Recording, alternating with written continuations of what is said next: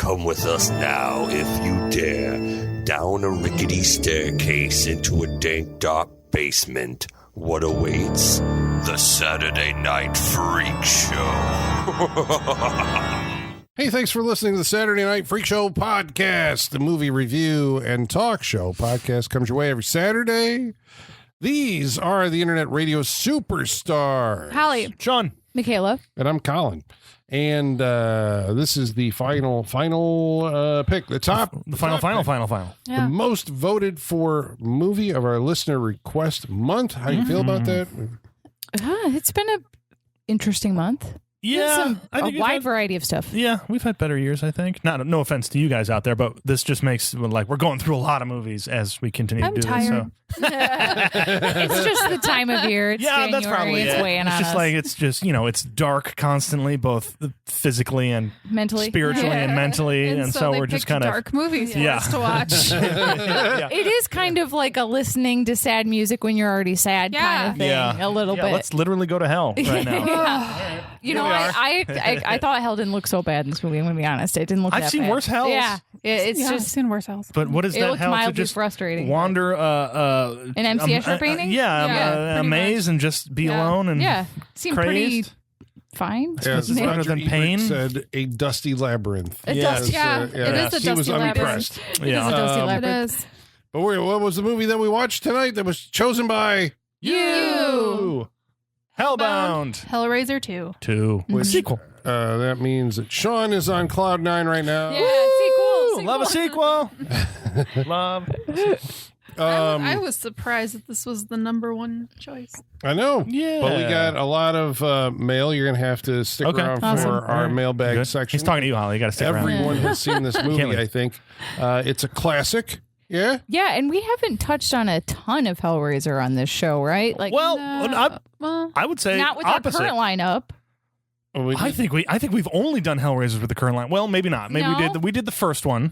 I was not here for We did that. You were not here for that. I We was did not here for Hellraiser No. 3. Okay, I we was did not here Hellraiser. for that either. All right, maybe not. You're I right. w- I You're was right. I was here for that, maybe. The only Hellraiser I was here for was the one I brought. And that's Hellraiser Dead World? Hellworld. The video, which is the lack of video game movie. Right. 6? Yes.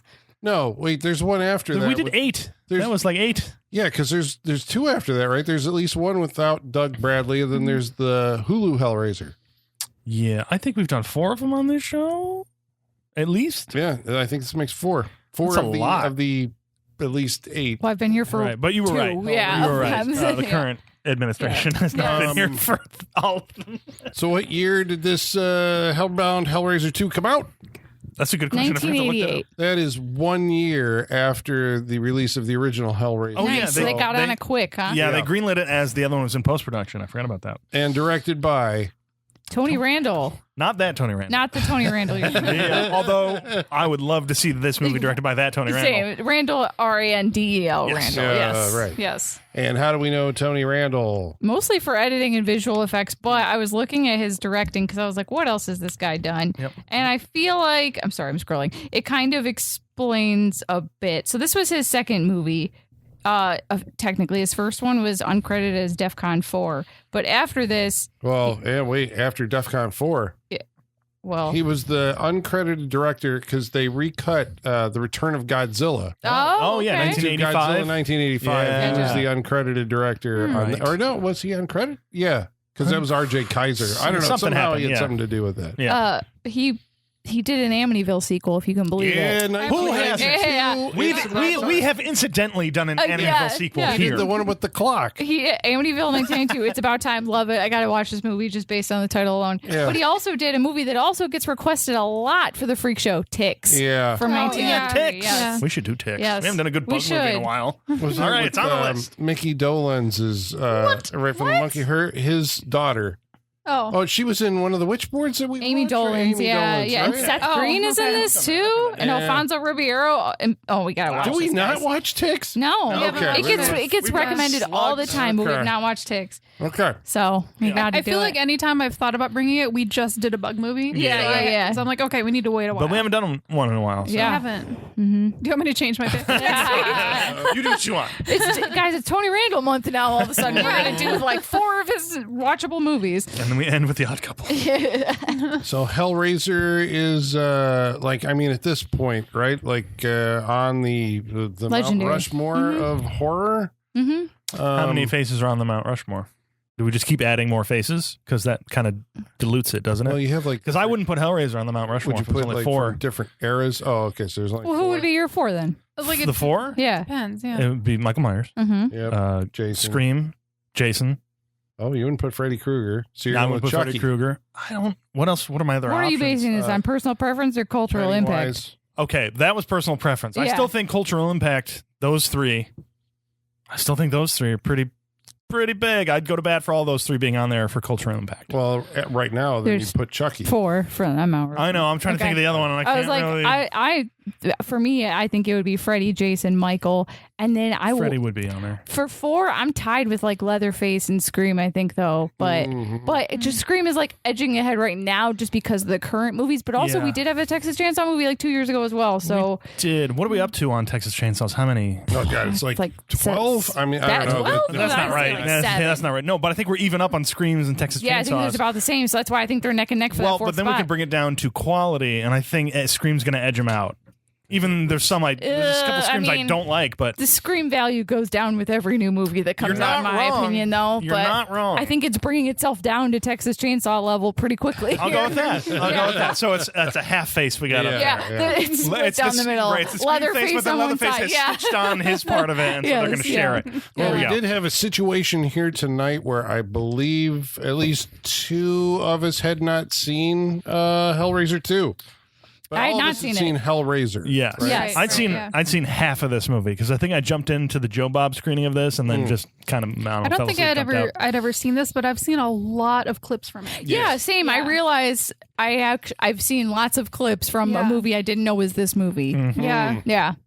The Help Me, I'm in.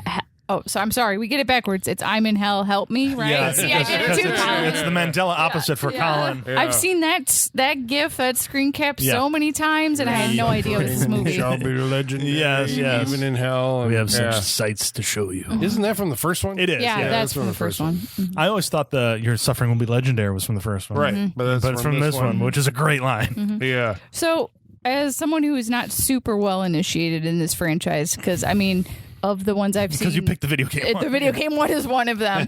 Is it normal for Doug Bradley to barely be in these movies? Yes. Yeah. Well, Okay. So, but that's the thing. The first Hellraiser, when you watch it, it isn't really like the Cenobites are a secondary thing. It is a story of Frank and Julia, Right. You know, Cenobites don't show up till way later in that movie. yeah, the first and one, they're don't barely there. But Yeah. the design of that character, Pinhead, caught on. I mean, obviously, it was on the poster, and it caught on to the public imagination so much that, you know, I mean, when they introduce him in this movie, the orchestral score Yes. like swells. I mean, it's a big like moment. You It's know, like, oh shit, he's back. they know what they've got at that point, and so he's in it more, I think, in this one than he was in the first one. Okay. Right. And in part then- 3, he's a fucking star. Yeah. Yeah, Making jokes and shit. then he shows up like all the time. It feels Yeah. like even still with even Hell World, He's in it. Yeah. He's in it. Right, but he's not like central. Yeah. No. The thing I love about the Cenobites is whenever they show up, like, I love the dramatic fanfare. Like, the demon wind's blowing so strong it's going to knock you over. The fog machine's going. The blue lights. The orchestra's powering up. Like, they enter We love a demon like wind. a wrestler, a WWE wrestler every time. And I love it. And even, and I think we talked about that on the Hell World episode, is that, like, the problem was they had no money for smoke machines or demon wind in that movie. Because remember, they would just cut over and they'd be in the corner of the hotel room and it'd be like, what? no intro, just there. He's Yeah. like, oh, hello. Yeah. But this one does have like that, like you know, of the 80s like horror heroes, you know, or anti-heroes. This one has like this score, like this massive orchestral Good score. It's Christopher Young, who we said is still working and doing like Sinister and the Black Phone and stuff like that. I mean, he's still out there. He'd done Nightmare on Elm Street 2, I think. But this Hellraiser score is instantly recognizable. I think they even used it in the Hulu Hellraiser.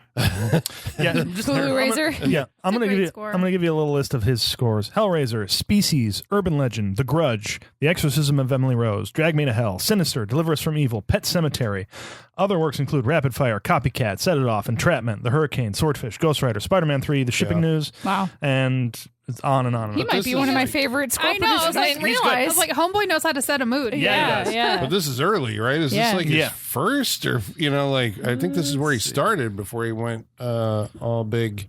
So The Dorm that Drip Blood. Nice. High Point, Robbie, The Nightmare on Power, Elm Street 2, Avenging obviously, Angel, DEFCON 4, Barbarian Queen, Wizards of the Lost Kingdom, Godzilla 1985, Yeah. which is he worked with the director, Nightmare on Elm Street 2, Getting Even, Invaders from Mars, Trick or Treat, Hellraiser. So he'd been working That's right, when he got to Trick or here. Treat. He did Deathstalker 2, Duel of the Titans. Nice. Oh, well, we love him. Love now. him. All right, Yeah. we love him. Wow. So he Didn't wait, realize I've is been he on the standing wall? this man my whole life. For Yeah. sure. Is this We've man on the watched, wall? like, a Yeah, bunch we of had them. to have.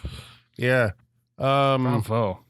So the original movie is based on a short story, right? The Hellbound Heart by Clive Barker. Books of Blood.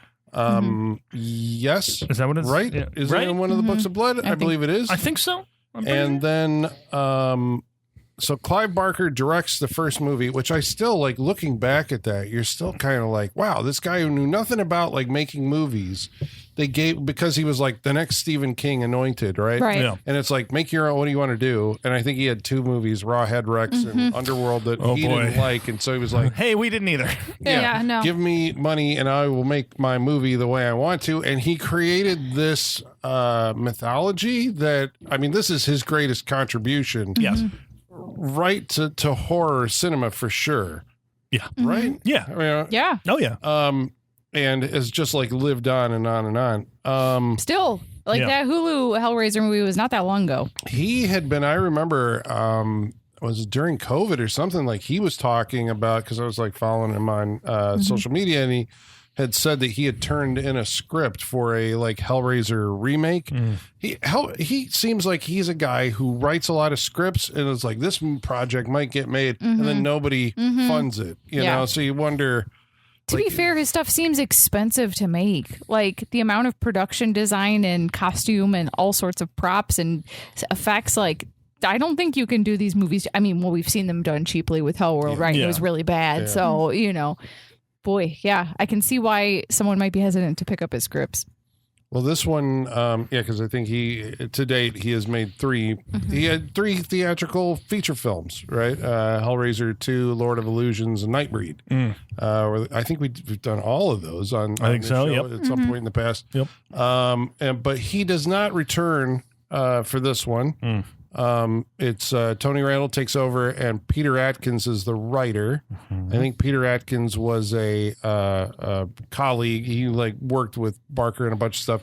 And I want to say that Peter Atkins might be the guy behind Hellraiser 4, Bloodlines. Wow, Bloodlines. We got that. Yeah. That's the one in space. Partially, right? That one Adam plays Scott. over like 100 What? years, a couple hundred years. Adam yeah. Scott's like a French aristocrat and wears Really? like a powdered wig and everything in that one. Yeah. Because it goes to Why are the we watching that? origin of the box. Yes. Yeah, he's Powdered the wigs. guy who, I don't think Adam Scott is actually the inventor. Lee Marchand or whatever is Right, the guy who yeah, designed. He's a toy maker or something who makes this lament configuration. So that's the origin of the puzzle box. It's just like weird. This is the iconography of it. You got a guy with a bunch of pins in his head. You have a room full of chains, which I saw duplicated all over the place, right? Around the time that this came out. Wow. And it's centered around like And we're looking at Adam Scott and Hellraiser. Yeah. Yeah. And it's centered around like a demonic Rubik's Cube. Yeah. Yeah. Yeah. Yep, basically. It is a cool I will say the iconography of the Hellraiser franchise is like unmatched. It all looks so cool and so badass and intricate and well designed, and Yeah. like I think that we only get that because Clive Barker did the first one, so like he knows exactly what his vision wants to look like. right, he set a So tone. Riffing and on Yeah, that look yeah, on all the subsequent sequels, Right. I'm curious what, in a parallel universe where we don't get Clive Barker making the first one, someone else is interpreting his words, what that looks like, you know? Yeah. I'm sure it's worse, but I'm just curious. It's just so specific, Yeah. I mean, the first one's not like a great movie. It has a lot of rough edges, first-time filmmaker, budget problems, but I think it's the central idea, Right. the core of it. And I think the script is pretty good, like, overcomes acting and production design and all that stuff for it. So this one, right now, they got the money. Do they? I was trying to find the budget for this. I can't find it anywhere. It looks expensive. Bigger than the first one. Mm-hmm. Yeah. I mean, like they've built a lot more sets. I guess where the first one took place in a house, this one, they built a lot of like hospital sets. Yeah. And then the labyrinth is bigger, but it's also augmented by, matte paintings and those don't really composite hold shots. Up. No, not entirely, but the charm is there. I appreciate it. Yeah. I like it. Bob Keane was the guy who worked on the makeup effect. I think he was the guy who actually, put together the Cenobites. Okay. In the first one, I think he also does a bunch of work here. There's a lot of like stop motion. Yeah. I was going to say, we need to talk about the stop motion. Yeah. Cinemadump.com. Not sure how trusted this source is. This is the only place I can find a budget claims it's $3 million for this movie. That seems low. What was the first one? Do we know the first For one? 88? Yeah. I think that's For pretty 88? That high, kind of might not be 'cause- bad. Yeah. I think so because I'm for sure the first one's like $1.5 million or something like that back in. So this is like probably double because they're like we're gonna make bank on this one. The first one was such a hit. That's 1 if million? you trust cinemadump.com. So. $1 million for the first one. Okay. So I would say $3 million that feels makes about sense. right Like for a this Okay. one. substantial upgrade, Yeah. right? Yeah. Like, just go crazy. Considering what they did with the first one, I mean, the first one's got that monster running down the hallway. Yeah. A lot of it too. If they can be able to build something like that and everything, $3 million seems about right. I do like that this movie has a previously on Hellraiser at the beginning. I actually does. needed that. I, That was I helpful. appreciated that. Yeah. Yeah. And you're like, wait, what happened in the first one? They have I like got- 2 recaps. Yeah. Because it's one of those movies that starts immediately where the first one ended. Yeah. Well, so this movie opens with one of The Jesus wept. Yeah. Yeah. Just when you're unprepared for it, shocking. Yeah. Yes. Because that's like one of the most like wow, that is gross. And you're seeing it like first, after the credits, boom. There's another parallel universe where I saw that scene as a kid and it traumatized me forever. Listeners, I'm sure someone in my mailbox would say they saw Hellraiser as a kid and it ruined them forever. But I would like that. That is not one I saw. But man, my God, seeing any scenes, especially out of context in this movie as a kid, ruin you for life. Yeah. This is a hardcore 80s gore film. Yeah. Back Yeah. when they were, that's kind of how I remember the 80s, before the censors started. How this one got passed, I have no idea. Right. Because it's Right. gory as fuck. Yeah. And it's like and it's gross not just gory, but there's always like the tone of like BDSM and sexuality to all of Yes. Clive Barker's stuff that adds an extra level of Yeah. sleaze to it all. Everything's a little for dick sure. shaped in this. Yeah. Just a little bit. Yeah. Or a lot of it. Or a lot of it. Yeah. The And Cenobites always look like they stepped right out of like an S&M Yeah. club. Yeah. There's a lot of talk about like we have eternity to know your flesh. Or, Yes. pain and pleasure and things like that. Yeah, Yeah. which seems to be like the central thing that the first one seemed to me to be centered around like sexual obsession, because I remember I think a previous member of the show, we were watching it, couldn't get like why like this was happening. These two, this woman Tom wanted to make out with this corpse, and it's like because he's giving her something that she can't get anywhere else. Yeah. It's like, whoa, Clive Yeah. Barker, Yeah. you're a wild dude. Big team. This one starts off there. Kirsty's dad has been torn apart by the Cenobites. So this is like 5 days in her life, right? Yeah, it must. What a wild 5 days. It Yeah. feels like. She's not okay. No. No. Like you said, it starts with her dad getting ripped apart by chains. Yeah. Yeah. Which it turns out, well, no, that's not her dad. No, that's Frank. Yeah. That's Right. Frank wearing her dad's skin. Right. Yes. Which, I forgot that's a Yeah. motif, wearing other people's skins. Yes. Oh, okay. Yeah. Yeah. And so she sees, Frank, that's her uncle, her deviant uncle who like solved the puzzle box, went to hell, and then was reconstituted by his Gloriously. And it's not ex-girlfriend. her uncle. Yeah. That's her dad's brother. That's her dad's brother? Frank. Yeah. Oh, okay. That makes it even more That's why it's gross. It's worse than you thought, uncle. Holly. Yeah. It is. I thought it was just her stepmom's lover. I didn't know it was. No. Like No. Uncle Frank? No, it's Uncle Frank. Uncle Gross. Frank is an explorer in the further reaches of carnality, it turns There you out. go. Carnal. That's a nice way of putting it. So Kirsty is then committed to, well, not committed. She's taken for treatment. Right. Yeah. In the aftermath, Yeah. yes. Because there's a whole house of dead people, basically, and bloody mattresses and whatnot. Mattresses. Isn't that how the first one ended? Somebody got sucked into that mattress at the very end? One of the movers or the... No, that was at the beginning. They cut, Dad cuts his hand moving a mattress up the stairs. I think it's that mattress. Yeah. And then that blood brings Frank back. And then we see Julia, that's Dad's wife, evil stepmom. Yes. And Frank's lover. Yes. She died on that mattress, but we never saw what happened when the Cenobites came for her. But it's like she's got clutching the puzzle box and she's got all the chains in her. and the So hooks. And she died on that mattress. And so, so what's the setup in the hospital? Where is Kirsty and how are we going to get into the movie again? Or back into the story? Well, she's in a psych ward. And the cops are... Oh, and she's got the doctor. This is Dr. Chenard, right? The guy who runs the institute. Yeah. The big dog. He's going to treat her. Yeah. And they're also cleaning up the house. Like the cops are going through the house and cleaning it up and seeing what... So we're in the direct aftermath of the first movie as the cops figure out what's going on. They come across the mattress. That gets moved, according to the doctor. The doctor seems to know more about what's going on here than initially is revealed. Initially, it doesn't. I guess that's the thing that the movie reveals, right? Because at first you're just like, okay, he's like a neurosurgeon or something, right? He's obsessed with the mind and how the mind works, and seems to maybe take a little bit extra glee in sawing people's brains open. Right. We must know. We must discover it. It is for us to find. The knowledge. Always seeking knowledge. That's the downfall of everybody. Yes, this is what we're supposed to do. Victims or bystanders be damned. We must go forward and find this out. At any cost. There is a sympathetic new doctor, which is William Hope from Aliens. Yeah. He plays Kyle. So, because Kirsty had a boyfriend who was jettisoned from the second movie. Yeah. They're like, he told a wild story, and that's all last we hear of him. Home. Yeah, what's he doing? That's not fair. Where's that sidequel with him just going nuts in his bedroom? But that gives this as like a potential romantic interest, I guess, for Kirsty, right? As Kyle guy.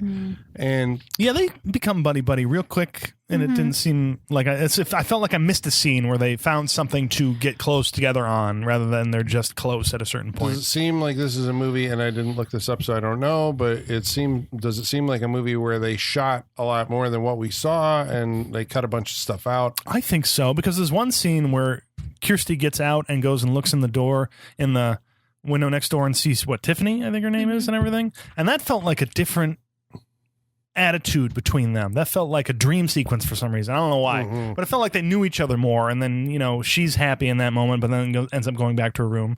But then the next time they meet, it's just like they're different people. I mean, it is after she re-sees the body and the I'm in hell, help me and everything. But well, wait, so that's a plot point. So what happens to Kirsty? So what does happen to Kirsty? She sees her skinless dad in her room with her, where he writes the I'm in hell, help me. Yes, who she thinks is her dad. Yeah. Yeah, because this is what, like, having seen the first movie, we see a skinned Frank. I mean, that's part of the Hellraiser imagery is, this skinned dead guy or living skinned guy.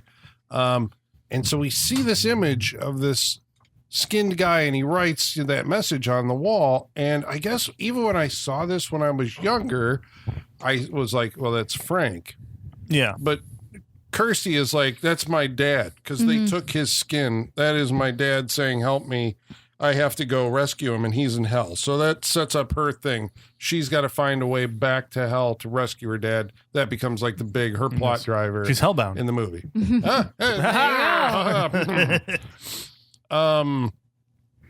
Who's Tiffany? She is. She's like a Jane Doe patient that just is constantly solving puzzles. Yeah, Yep. doesn't speak. She doesn't speak. She's a mute. Brought in a couple and weeks she's before. a young girl. And we need a puzzle-solving savant in our movie that involves a puzzle box. Yeah, because it seems like he's been trying this on other patients in the big room, like the other, because they go through a couple times and there's just a couple of people who are just like out of it and everything. Eventually they have puzzles, and it feels like he's been trying to do this for a while, like giving these people the puzzle box and be like, figure it out, I need you to figure this out. And then he finally found the one that would actually do it for him, the doctor. Well, so what are you talking about here? The doctor, Chenard. Chenard seems to know, like I said before, an entire history of the box and what happened. Like he's been studying this for years. He is a big Hellraiser fan. Yes, he is. Yes, he is. He's got all the props and everything. Yeah. Big fan. Yeah. Well, and how do we find this out? Because, at first, because then you read how he, treats Kirsty. She's saying Julia died on that mattress, and when you read his expressions, I guess you guys were saying, well, he looks very judgmental, but it's actually, he's like, oh, this is part of this thing I've been pursuing for my his reaction, because this is the refresher that she gives, which is the overview of the first one, in which she's definitely describing the box in which she opened, which, I'm sure as soon as he hears that, he's like, oh no, it's true. And then he's just like, there's so much to do, so much to investigate. Yeah, like so much I have to do. We first interpreted it as he's judging, but really it was that like heavy breathing cat meme. Yeah. Like, oh my God, it's happening. He's like, oh my God, finally. Oh my God. So it's all coming true for him, but he's British, so he's got to keep a calm exterior. Yeah, for sure. Actually saying that, right? Like these movies take place in I can't remember, the first one I think takes place. Do they ever say where it is? It feels like it's it's England. The movies feel British as hell. Yes, they do. I mean, all the actors are British for the most part. Just by going by the greenery sculptures in the front yard of this, I'm just like, this feels British. Yeah, even though it's sold as it takes place in America, all the characters speak American English, and the first one they were all dubbed. I've always wanted to see a British version of Hellraiser, just I want to hear the dialect, because then it was an American guy. Pinhead's like, oi, what are you doing? I mean, when British lady and moves to her country. But you like pain? Hello, governor. Hello. I mean, when you meet Doug Bradley, he has an English accent. That's right. Right? Yeah, and so do all of them. Wept. Yeah, Didn't we all? Yeah, because I think only Kirsty and Andrew Robinson, the dad, were the only two American actors in the first movie. Yeah. This one, I'm not sure of some of the nationalities. Like William Hope is Aliens was shot in Pinewood, so he's there, but they all do convincing. I mean, she was in the first one, but yeah, Claire Higgins. I was like, I know that name, and it's because she's been in every BBC thing that's ever existed. So and still is still working. Yeah. So I was like, oh yeah, there we go. Because she plays Julia, and Julia returns. So how do we get to? I guess. Did you guys have a? I guess I've always given a bad mark to this movie for this. The Kyle. The sympathetic doctor takes it upon himself to break into Chenard's house, and we're using break in is doing a lot of work in that sentence right there. Yeah. He got his tiny little screwdriver. It's a big lock. And he uses a miniature flathead screwdriver and just walks right in. They don't even put a sound effect in there. It's just it worked. And I know flops it in there and he's in. Colin and Sean and I have played enough video games to know lock picking is never that easy. Never that easy. How many times I've rage quit a video game because I've broken so many lock picks trying to open something. I'm like, fuck it, it's not worth it anymore. Yep. And, oh my God. I remember it's like you kick it in. It did seem like there was a thing in film where you wouldn't actually show how to do something, and for fear that somebody would copy it. Right. Yeah. But now it does seem like we're showing how this is how you actually. Yeah, they've got the two things and they're twisting a lock and everything. Yeah. Yep. They're going for it. But I always thought it was kind of okay, this is convenient. I guess he feels there's his timing is great. Yes. Fantastic. Here's the doctor telling the cops no, I want you can help me with that the mattress. Yeah. Bring it to my house, not the hospital. Not the hospital. The house. And so Kyle hears that and then goes and breaks into Duder's house and finds the occult room. Yes. Yeah. Where it turns out the Dr. Chenard has at least 3 lament configurations under glass, you know, and all this stuff. I love Dr. Kyle's reactions in this. He's just like looking at everything. What is Jesus this? Christ. Jesus Christ. Christ. I'm like, do you know what you're looking at? Yeah. Like, I don't think he does. I wanna believe that this is just his reaction whenever he walks into a room and looks at stuff. like beautiful Christmas decorations. Jesus Christ. Yeah. Just everywhere. He's just No, like that scene in Sphere when Queen Latifah's looking at the jellyfish and she's like, "Oh my goodness, oh my wow!" Like it just goes on forever. That's him, basically. Yeah, this guy's mind is blown at every turn in this movie. Yeah. Well, he's like, I just want to practice medicine. One of the things that he finds in a binder, right, with a bunch of drawings of the lament configuration and other occult memorabilia, is a photograph. Yes. Which I guess we didn't talk about the second scene that opened this movie, but what does he find? A picture of Doug Bradley from like what is it a World War One? Yeah. Or something like that. a human pinhead. Yes, Yeah. the human version of the beforehand. We see that picture, but before, like I said, the second scene was that character with the box, with the puzzle box, and figuring it out, and his first time opening it up, and him turning into Pinhead. Yeah, we get to see the spikes being driven into his forehead. Very, very lackadaisical. Very soft little tentacles tapping them, and it's really cute. Yeah, That's cool that it's not hands, though. I know. Yeah. It's like tentacles come in and put them, and something else puts his hammer and like drives them in. It's a very, like, ouch, holy fuck. Yeah. That's what I love about Clive Barker. He's always going to zig when you think he's going to zag, and it's like, oh, I haven't seen that before. Oh, okay, cool. You're taking it even farther than I thought you would. Yep. So I guess for a sequel, you got to go bigger, right? And so you've already introduced. I mean, this is a decision for what you're going to do with these Cenobite characters, and specifically this pinheaded guy that has caught the public's imagination. Because in the first movie, it's like they're throwaways. They're just demons that show up. They're not the central characters. But now that he's a big deal, it's like, okay, we're going to give you like an origin of Pinhead. Is this a good idea? I mean, It's so quick and so it's simple enough that it doesn't really explain anything. It just kind of shows it. We still know how we got the box and all that stuff. I will say in the beginning, I'm okay with it. I'm not okay with it in the end. Okay. Okay. Better just to not have an explanation of your character like that, or I'm okay with them showing it in the beginning of the movie. Like that was fine. But where it goes in the end of the movie, I don't like. In what way? When he's human again. Oh, when it comes back and you see it again. Yeah. That I don't like. Yeah. I agree with that. That I don't like. I'm okay with the origin, but don't bring it back. Okay. Don't bring it back. Okay. Because I have problems with, I guess, the motivation at the end. I guess we'll get there. But Right, I do. Yeah. it's like, okay, we're going to give you an origin of Pinhead. Pinhead is supposed to be like this eternal thing that lives. It's a demon, right? Yeah. The hell priest. yeah, he should be timeless. Yeah. He's always existed, kind So of that's thing. that's what I'm saying. The decision here is to say, like, no, he was also a guy who solved the puzzle box. Only for some reason, instead of getting flayed alive like Frank, the hell made him a hell priest. Yeah. Okay, and then the third one has to like undo this. It's like, yeah, there was a guy, but I'm actually the demon. Yeah. And I'm the guy is now dead, and I'm the demon. And I think like Doug Bradley shows up again as the officer. I think so, yeah. And Flash, I'm the good Pinhead, and I'm like, okay. Yeah. So that's why I'm like, is this demystifying the devil and giving him an origin story? I didn't mind it. Again, I don't. When you talk about the ending, I forgot about that part. But that I don't like. But I don't mind it. Like I said, it's pretty quick and just a simple explanation of what happened.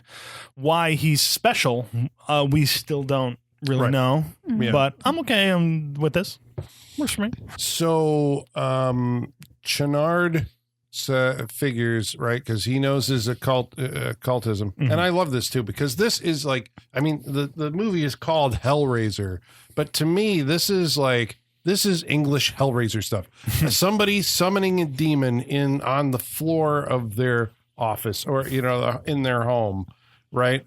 Summoning a spirit is like Aleister Crowley or something, right? It's like this is ingrained in British occult folklore. Yeah. And so they do it again. And everybody else is sitting around a box. And this one, he actually summons a demon or a creature in his house during tea time.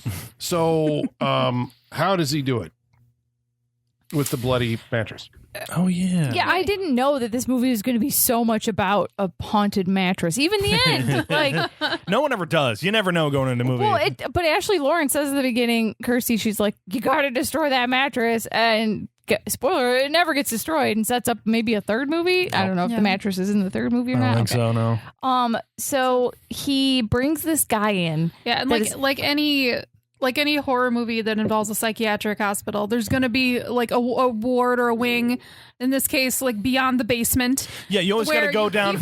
You got to go down 5 floors to the basement and then go 2 floors more really down. Where problematic everything ones. is like really like damp and like everything's wet and steamy. It's like the guy from dirty. Halloween 4 where he's Yeah. like, Jesus ain't got nothing to do with this place. Subterranean That guy- yeah, on the yeah. Like soundtrack. the forgotten people. Yeah, when they come to inspect the insane asylum, they don't ever take anyone down there. Right. Yeah. These are like the forgotten patients, Yes. whatever. He pulls one of them upstairs. Yeah. This guy believes that he has, and these scenes are the stuff that like sticks with me It's gross. from this movie. Oh, yeah. Is the guy is schizophrenic, believes that he's got bugs crawling on him. Yeah. Maggots. Yeah. And so Chenard brings him in. So it's like cold the way that Chenard is like, okay, Yeah. I can't kill a person. This like bothered me. I'm Yeah. gonna bring this guy in. The way he just like slowly like hands him the straight razor. Oh, Yeah. I didn't like Yeah. it. I did not like it. Yeah, because he's very much like, I don't know what's going to happen, but we must move forward. Well, I was like, The mattress demands a sacrifice. Yeah. So he doesn't think that the guy's going to attack him. He's like, this guy's going to kill himself with the straight razor, but Yeah. I didn't actually do it. I didn't commit a murder. And the guy, of course, like tries to saw these invisible maggots off of himself, and that gives rise to the return of Julia. So Yes. Julia from the first movie, Claire Higgins is back. I don't think she's underneath all that makeup. No, No, it is in the different. credits they credited someone else. Yes. Yeah. Yeah, no, Skinless Julia. Skinless Julia. Skinless In the Julia. credits, It's yeah. a credit and it's someone It else. was in the Yes. credits. Yeah. Yeah. But this is some pretty wild and great makeup Yup. effects work. Yeah. oh, horrifying. Like, and this is in daylight. Like, this is not hidden by shadows or anything. No, It is this full is- light. This is a bright movie. Yeah. Yes, very. Yeah. Yeah, For being a hell movie, like, Yeah. it's a bright movie. Yes. Yeah. And she's just like, she looks like one of the Titans from Attack on does. Titan. She Full looks like a muscle Titan. outfit. Just like, Especially when she got those wide eyes and that big grin. It's just yeah. like, ugh. You know, And- I mean, you know why it's like, it's because it's so like sleek. Like it's not bulky. Yeah. Yeah. That's what really does Yeah. it for me. I'm like, that's thin. Like it's. It looks so good. It's a great design. upsetting, Yeah. you know? Like, Yeah, and, and it's- she's able to move and turn. I was surprised she was able to turn her head in that. I thought it was going to be like the Yeah. Batman situation Right. where you can't turn your Right, neck, you and know? the way it works, like when she does turn everything, nothing like nothing bubbles up. Nothing Ripples or- folds. Yeah, no Yeah. ripples or folds or Nothing anything. folds. Yeah, Yeah. it's very It's good. really good. Yeah. That's good stuff. And with her back, then she basically seduces Chenard into helping her, because I guess the She needs mythology skin, obviously. set up for the first movie, you got to sacrifice a bunch of people. She, I don't know, sticks her hand into the back of their head and Yeah. sucks the life force out of them. Yeah. And apparently it takes a lot of people to bring you back to full... reconstitute a person. Yep. She's running on like a mummy for part of. He wraps her in gauze. All right. And, well, and what first- is supposed to be like a sensual scene between the two of them, he like lovingly wraps her up like a mummy Right. and puts her in a dress. Well, first, like he brings her back, and then we go back to his very sterile British home, Yeah. which is Like, all whites, all white. all bright whites and grays and everything. Very, Minimalist design. Yep, Yeah. and all that stuff. And so, you come around a corner and you just see a stark red, skinless person glistening because they're always a glossy, slick Getting looking. blood all Yeah. over the Yeah, all over sterile She's environment. dripping. Yeah, she's dripping, and she punches in the mirror, and she's mad at that. But then he gives her some clothes, a white suit. Yeah. Which we're just keep going with that theme. It's like she comes out like, "Do I look strange?" She's like, "Well, yeah, a little bit." Yeah. But after he mummies her, Yeah. they start making out. Yeah, And don't- he's like That's too much starts blood. feeling her up a little bit. Yeah. And it's like there's really gross. There's no butt. I mean, there's butt muscle, but there's no like, and there's Butt muscle. pectoral muscle, but there's Right. no like fat in any of those the places. stuff you want to No, grope. I didn't know boobs were made of muscle. Who knew? The stuff you want to grope's not there. Exactly. It's what doesn't, and he knows that. He just bandaged her up. Yeah. He's a doctor for crying out Yeah. loud. Yeah, but she was kind of guiding that. She think. was. Like, this was Yeah. her seducing him, so he'll help her. Yeah, there's a lift up reveal in there that I think showed a lot Yeah. going on. I was like, oh, okay. Mm-hmm. They're showing a lot in this. Gross. Yeah. Ugh. Ugh. So I feel like they- I need a shower after this. I know. Yeah. Ugh. And they That's gonna be your nightmare today. You're gonna go bunch take a of- shower and this is gonna start. The skin's gonna start Skin's coming off. just And be all gonna- red. You're like, Skin is very elastic in this entire Very. movie. Yeah. It doesn't stay on very It comes long. off in one piece too. So Julia and Chenard kill a bunch of people, reconstitute her. Kirsty is like, she's still like, she hears about, the break-in. He's got all these boxes. He's into something. So she accompanies Kyle to the house, and Kyle is killed by the reconstituted Julia. So he's out of the movie. So that was also kind of surprising. I'm like, okay, we're getting rid of that guy. Like, Yeah, I thought he's they were out. going to be like buddies the whole movie. yeah, I did too. But also, this guy kind of deserves to die. He goes into the room with all the bodies. Like, first of all, that like doesn't cover his like. It's like the smell would like almost kill him walking into that Yeah. room, and he's got no reaction to it. Well, he's a doctor. Well, that's very true. But also, like, you can see everything from that doorway. Like, And do he just walks- Do you need to yeah. go in and explore? No, you I don't. wouldn't. I'd be like, all right, I know there's dead bodies in here. Yeah, we should you'd go. smell it, and you'd be like, Let's what call the fuck? cops. Well, I Yeah. think he was because Julia shows up and now she has skin, Yes. and so he thinks that the skinless creature that he saw is still in the house. Yeah. So he's like, is it still here? Because he doesn't think that she's, Right. the Yeah. skinless creature, and then she kills him. Right, but even then, the situation is he's broken into a house. Here's a Right. human who is there. Like his reaction is like way too normal at this point. It's like, oh, I'm sorry. Like he should be like, everyone should be more alarmed that he broke into a house. Like he should notice she's not alarmed. He should be more alarmed. Like he got caught. I don't know. It's weird. She should be like, who? Yeah, who you're the in this fuck are you? house. Yeah. There's something weird with you. Yeah. So it's self-preservation, not big on his. Does she have like weird hell powers where she just like is all knowing? Maybe. No, I She don't knows who so. he is. I don't think so. Oh, I okay. never get that from any of the. Nothing says that. Yeah. But then this, I guess, sets up the first confrontation between Kirsty meets Julia again. Yes. It's like, okay, so now Julia has been elevated kind of like to the big bad of the movie at this point. Yep. It's going to change that again before the movie is over. Yep. And I think that's like what's kind of, I don't know. The movie feels uneven because of this. Because I thought Kyle was going to be in it longer. Yeah. And he's out. And then I thought Julia was going to be the big bad. And then she's replaced by another big bad. Yeah. You know what I mean? So it's like, And Tiffany is in and out depending on what they need as well. She yes. Do we need Tiffany? No, Okay, so cut her what- out of this movie Let's entirely. talk about I agree. Tiffany. There's not much to say. All I right. don't I got a think. couple sentences I give to this. Yeah. Who is she and what? How is she? Doesn't matter. used? She's good at puzzles and is mute, and that's kind of it. And the Like, doctor took her mother and operated on her and gave her a lobotomy. Basically kidnapped the family, it seems like Yeah. at this point. I don't understand why. Yeah, I don't. Well, Yeah. there was okay. So the only thing I can get, and I don't. Okay, there's a clipping in his office that Kirsty notices that's something about child ESP or something, and I was like, okay, are we supposed to make the No, assumption? I don't think so. I don't. I really think it was just that he saw this girl and was like, "Oh, here's my puzzle solver. She can solve my puzzle boxes." And Yeah, maybe. that's it. And I got to get her mother out of the picture. Yep. I think so. That's it. It's He wanted to implied take her, yeah.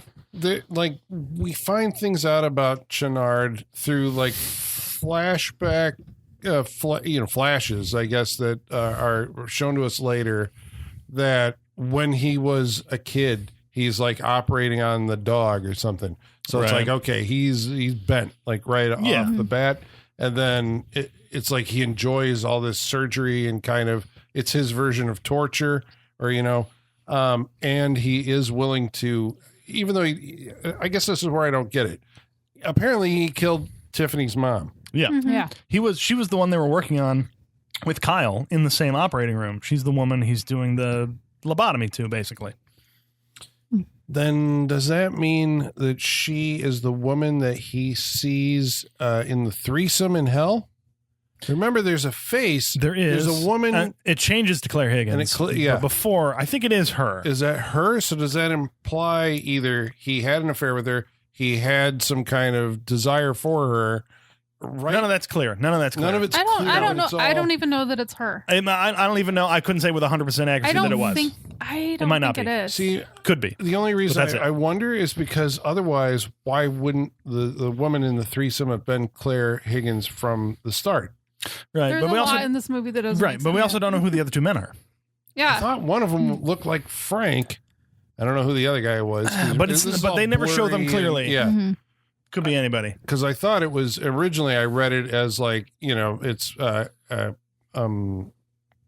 Claire Higgins and Frank, but then it was like, okay, I don't know who this other woman is. Yeah. No.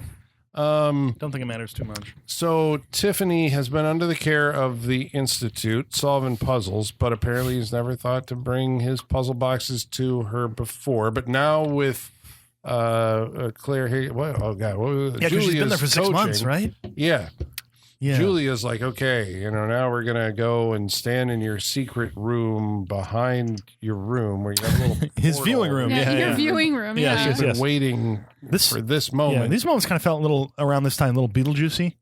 Maybe it's just because brick walls are moving and big lights are coming out, and even the little sound a little bit. I think Danny Elfman is what I was hearing in the sound because obviously he did Batman Returns Yeah. and he did Beetlejuice and all that stuff.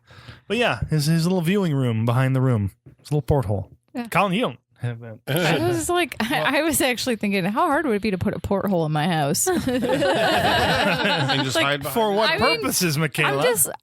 You ever see things in movies and you're like, I own a house now. I could do that if I wanted to. just to say fuck it. Like, Yeah, yeah, I'm an Hold adult. a fake wall. Yeah, You can do it. exactly. You own your house and then put Yeah. the eyes in the Yeah. The portrait. painting, Oh, no. yes, it'd be No, awesome. You're very right because Yeah. any chance I would get if I had the money, boom, bookshelf where I can pull it Yeah, out and exactly. move aside. Hidden room. But do you, Absolutely. Off did you the bat, know automatically. Home Depot sells doors like that now? Do they? Yeah, they're expensive, but I mean, when you consider that all you have to do is basically hang a door on the wall, it's pretty easy. Yeah. But I had that thought too when the moat around the house, there was a little tiny Oh, moat. yeah. And I was like, I should get a moat, and I was like, that will flood my basement every Yeah. time it rains. God Yeah. damn it! So like, you gotta do that. And you're gonna live in a moat someday, so like, don't you'll get there. It has been well documented on this podcast, and I think in our group chat that I would put a dumbwaiter in my house instantly Yes. if I had 2 floors, Indeed. but I don't, so it's kind of pointless. Then it's just a laundry chute, you know. Yeah. So You got to Yeah. have a laundry chute if you have 2 floors. Yeah. People out there, you got to put one in. yep. Yeah, So kids will love it. So Tiffany does solve the box, and so now I don't know where we are in the runtime, but I guess we've already seen Pinhead being made at the very beginning. Yep. They front loaded the movie with Pinhead, but here's the big. So we can wait a while. Yeah, Yeah, so the Cenobites show up. This is Pinhead, the lady Cenobite, yes. Butterball, and the Chatterer. Yes. Right? This is the classic. What's this the is lady's one name? from I'm gonna the look it four- up. Yeah. I think she's just female Cenobite. I think Yeah. you're right, Yeah. but let's see if she got a different name because that's who she was in the first one. I think. Yeah. Let's see if she got a different name in this one. Okay. I'll find out. That's kind of bullshit that she's the only one that doesn't. Right, get the lady's name. the one who doesn't get a name. Yeah. That is bullshit. I do like this scene where, I mean, obviously we get the big entrance from all of them, but then also when Pinhead comes in and he was like, wait, hold up. She didn't want to open that box. Like, she's not the one we're here for. Yeah, He just like immediately was like, nope, leave her alone. female But then- Cenobite. Yeah. well, there you go. Bogus. Jesus. Bogus. Give her a real name. Come on, give her something. But what is she, what would you call it? Because what has she got in? She's got a thing going through her mouth her- that is an Yeah. Her antenna that throat connects is to her. exposed. Yeah, and she's got a little nail through her nose. But yeah, what would you call her? Like, I don't know. I don't know. Clive Barker put some effort in here. You know, Yeah, give her like, something. this is your brainchild. Yeah, Come but on. to be Chatterer fair- to be chatters. fair, The in the Butterball is a first little one, Yeah. Butterball-ish. It wasn't Pinhead. It was just lead Cenobite Yeah, yeah. in the credits. I think all these names were given after the fact. So with the Hell Dimension now opened, Kirsty is free to run through the Hell Labyrinth and in search of her father. Channard and Julia go searching for the source, right? Because Channard has to see it. And I think Tiffany's just kind of wandering around lost. Okay. So, well, I mean, which one do you want to go with? We go with Julia and Channard, and they end up finding out that hell is like actually this giant M.C. Escher design labyrinth. Yep. And presiding over it is Leviathan, the Lord of the Labyrinth. Yeah. What the hell? Because I guess, like this is upending like a bunch of ideas of how you see hell. Yeah. What do we got? That's kind of it. It's not a rhombus. What is it? Oh, what is this? It's a geometric shape. It's like two really tall pyramids like stuck together, the flat ends together, but I don't know. Yeah, it's very pointy. Yeah, I wouldn't know what to call this. Yeah. Trapezoid. Is it a No, I have no idea. No, So it's it's like not. a six-sided. Okay. No, So, no, It's like no. 8-sided. 8-sided? Yeah. Okay. Yeah, And it's 1, 2, 3, spinning 4. Yeah, in yeah. the air. It's this giant thing, and it has a black light that when it comes over you, apparently, like you feel all the hell stuff, the evil stuff that you've done in your life. I like Feels easy this. to avoid. I think but I think the darkness encompasses everything. I don't think you can once it's on. I don't think you can avoid it. Once it's here and hits you, it's hitting. Just, given the society we live in at the time we're recording this, I'm going to need more out of hell. This doesn't seem so Okay. bad. I'm just saying. Right, this seems like a better doesn't seem alternative. that bad. Well, that's It not seems bad. pretty peaceful most of the time. They're just walking around Yeah, it like seems very stairs quiet. and shit. Yeah, it's very Well, quiet. and at one point, Pinhead, he's like, "This is your hell." He's in a different hell. Yeah. Yes, Yeah. Your father's in a different Yeah. hell. Yeah. Because this is where she finds out that Kirsty hasn't actually been pursuing her father. Yes. She's been pursuing Frank. He left the message and he traps her in his private hell, where I like that there's these like Marble beds Like morgue that- drawers. Yeah, marble like morgue drawers. drawers. Yes, That was pretty exactly. cool. I like the visual of this, even though I didn't really get what the point Same. of it was. I Same. thought it He was has fun. such a sexual desire, and these women are there for his taking. Yeah. But as soon as he whips the thing off to like take them, they disappear. So his desire will never Okay. be met, and he's See, now that constantly makes after sense as that. a hell concept. Yes. Yes. That His is a good has the hell most concept. personal hell Yes. of anything. This because Tiffany Sean, I ends feel up- like you really connected with this. Yeah. During the middle, I was just like, I've had this dream before. They always disappear when you're. You translated that really well. Yeah, I you didn't pick up on seemed- that. It seemed obvious. Yeah, I didn't pick up.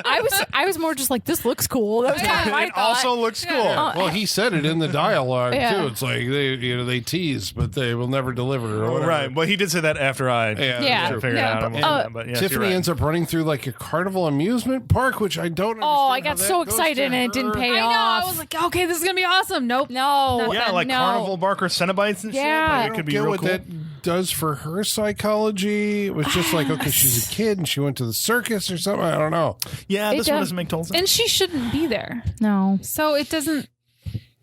I don't know. Give me a freak doesn't- show, sideshow horror movie. It doesn't that's- inform her Maybe character. that's why these hells are like so incomplete because Kirsty and Tiffany shouldn't be there. So Maybe, it's yeah. not like they're finished hell. Right. Yeah, Right? like Kirsty never actually is in her own hell. Yeah. Unless it's the hallways. Maybe that's her hell because she's our Because she's like looking for something and it's just it keeps going and going and you can never find it. Yeah. So maybe that's like her hell. she's but- just lost Yeah. forever in a maze. So maybe it is the Hellraiser hell that we think of is actually Again, this feels more Kirsty's Beetlejuicy hell. because doesn't they open the window and it's like the room of lost souls? Yeah. Isn't that what they find? Yeah. It's like if they stay down there long enough, we'd see Alec Yeah. Baldwin and for the Gina dead. and Gina Davis walking by them in a back hallway and passing by. Yeah. Well, Channard is, and I don't understand what was going on there either, to be honest with you. Julia says, the only reason I was permitted to come back is I was supposed to bring souls for my god Leviathan. Yep. And so this elevator from hell comes up, and Channard is attacked by these things that go down his throat and pull Very wires phallic over his face. tentacles. Yes, we're getting very phallic right now. And yeah, he gets wires over his face and his neck and everything as he's pulled in there. Yeah. There's The drill he was using for the lobotomy earlier, there's a tentacle version of it that goes into his mouth, I think, at this point, and it takes him down because he ends up in backing into a giant box, a giant lament configuration. Yes, I liked this. I did too, and it goes into his spine. Yeah. It's very Doc Ock. It really is. Yeah.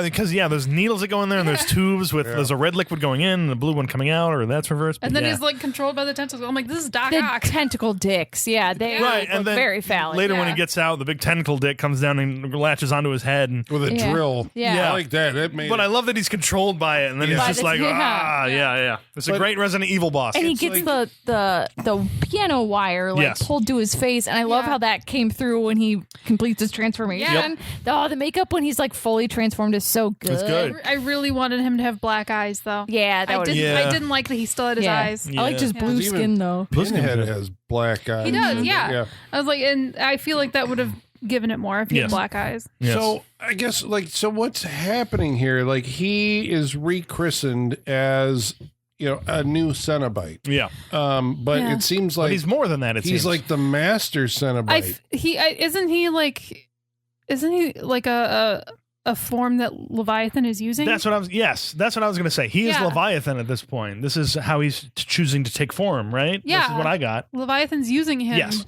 So he is like the head. That's what I got from it. He is the appendage of Leviathan. Yeah. Maybe the dick? We don't know. Seems like the dick. Well, we close The dick of Leviathan has come to attack people.